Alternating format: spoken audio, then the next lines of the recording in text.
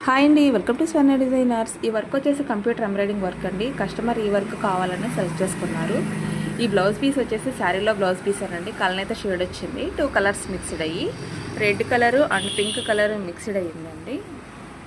శారీలో opposite colours ఉన్నాయి కాబట్టి కస్టమర్ వచ్చేసి సేమ్ బ్లౌజ్ పీస్ పైన వర్క్ కావాలని అడిగారండి.